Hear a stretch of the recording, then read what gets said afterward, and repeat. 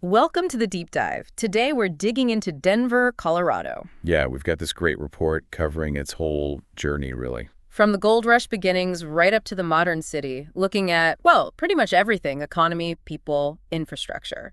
And the goal is to kind of unpack what made Denver, Denver. What forces shaped it. Exactly. And for you listening, it's a really concise way to grasp how a city like this evolves. We'll pull out the key moments. For sure. It's a fascinating story of urban growth, really. Okay, so let's start at the beginning. Gold. That was the spark, wasn't it? Absolutely. The Pikes Peak Gold Rush, 1858. Though, interestingly, the initial find wasn't massive. Like just a few ounces, but the idea was enough. Precisely. It triggered that speculative rush. You saw these little towns pop up, Montana City, Auraria. And then Denver City, which kind of took over. Wasn't there some maneuvering there? Oh, yeah.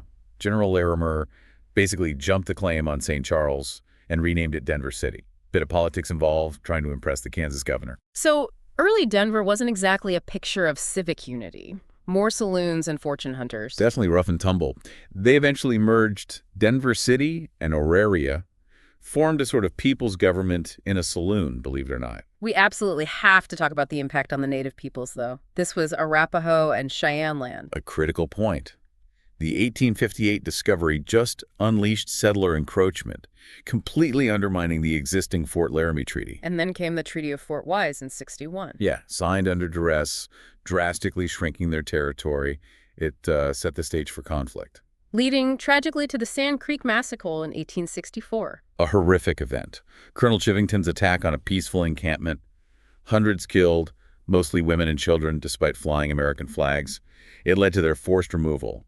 The Utes faced displacement later, too. A really dark chapter. Then things shifted again with the railroad, right? 1870. Huge turning point. Before that, Denver was quite isolated. The Denver Pacific connected north to the Union Pacific. Kansas Pacific came in from the east. Suddenly, it wasn't so remote anymore. Not at all. Transport costs dropped, business picked up, and Denver really cemented itself as a regional hub. Union Station, opened later in 1881, became this big symbol of connectivity. And it eventually became the state capital, too, after a bit of a political fight. Yep, beat out Golden. The Capitol building itself, with that gold dome added later, really signifies its status. So let's talk economy. It started with mining, obviously. Gold, silver. Denver was the supply town. Right, and the railroads helped that grow. Smelting, coal, even agriculture and livestock became big. The Denver Union Stockyard was huge. If it wasn't smooth sailing, boom and bust. Oh, yeah. The panic of 1893 when the silver market crashed, devastating. Bank failures, unemployment. But it bounced back. It did, partly thanks to the Cripple Creek gold boom and efforts to diversify. We saw another dip in the 80s with oil prices, though. It shows that resource dependency is risky. Then the 20th century brought new drivers, military during WWII. Definitely.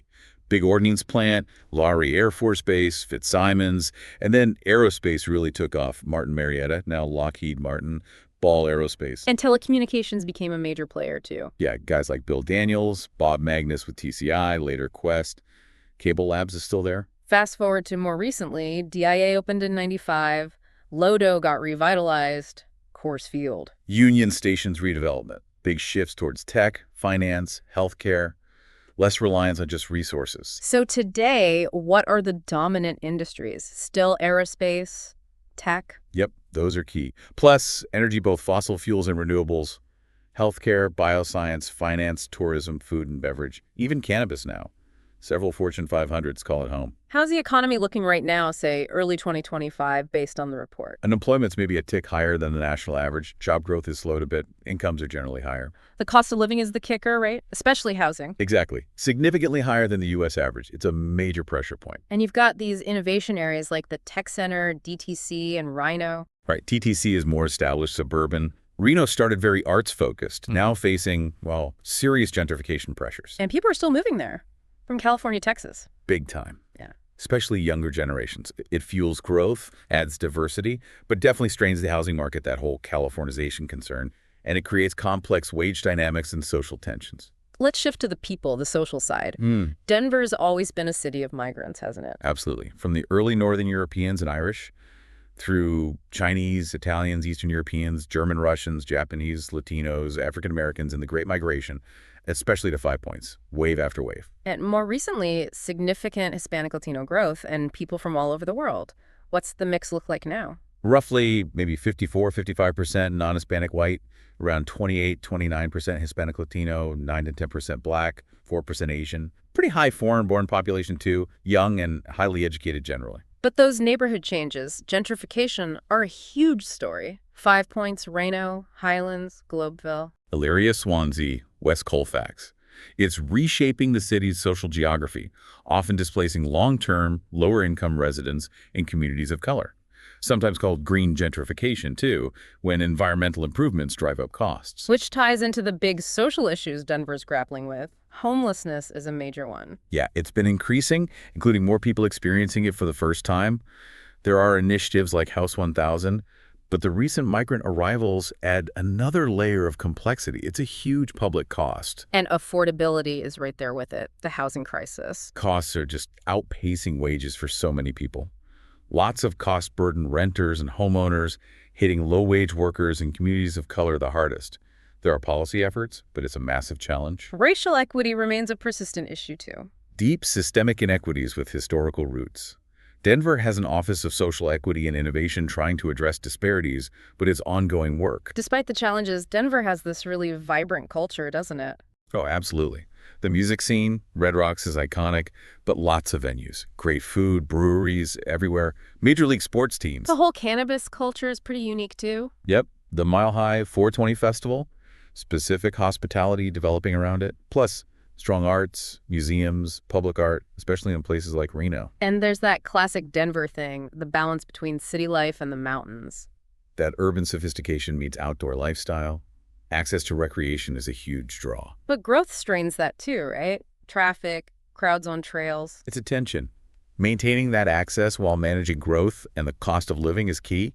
Sustainability efforts try to bridge that. Let's quickly touch on governance. It's a consolidated city and county. Right. Strong mayor-council system. Mayor Johnston, currently. The council has 11 district members, 2 at large. Elections are nonpartisan locally, except for the DA. And the big local political fights are usually about Homelessness, housing affordability, public safety, transportation, those tend to dominate the local agenda. Politically, Denver's pretty blue in a state that's been trending blue. Definitely a Democratic anchor. Though there's a large block of unaffiliated voters statewide who are crucial. Denver often acts as a policy lab for the state. Like with cannabis regulation, climate action. Exactly. Things often get tried out in Denver first. It has significant influence statewide. Okay, finally, the physical city. Planning, infrastructure, geography plays a role, obviously. Yeah, it's the location on the plains, the rivers shaping early industry, the grid layout, but also how highways like I-70 divided neighborhoods like Globeville and Elyria, Swansea. And getting around, public transit, bikes, the airport. RTD runs buses and rail, though the Fast Track's expansion isn't fully built out. Funding and ridership are ongoing challenges. They're trying things like fare reduction programs. Biking infrastructure is growing, but gaps remain. And D, the airport, is a massive hub, constantly undergoing expansion and upgrades. Any huge projects changing the landscape now? The Central 70 project is massive, rebuilding I-70 underground through part of the city, putting a park cover on top. Aims to reconnect communities, but has environmental concerns. Union Station's redevelopment was huge for Lodo. Absolutely. And the National Western Center redevelopment is creating a year-round campus aiming for tourism and education, but again, potential gentrification nearby. Similar redevelopment pressures in West Colfax and Sun Valley. And sustainability. Denver's making efforts there. Yes, through the Office of Climate Action, Sustainability, and Resiliency. They have a dedicated sales tax fund, ambitious goals for reducing greenhouse gases, focusing on buildings, transport, renewable energy, waste, trees, water. Big focus on climate equity, too. But meeting those goals is tough. Very challenging, requires major shifts. So, wrapping this up, Denver's story is really one of transformation from that speculative gold rush start to this complex, diverse, growing metropolis. Shaped by resources, yes, but also by transportation, economic shifts, migration, politics, and now increasingly by the challenges of managing that growth sustainably and equitably. That tension between the urban core and the mountain lifestyle seems central too. It really is. So maybe a final thought for you listening.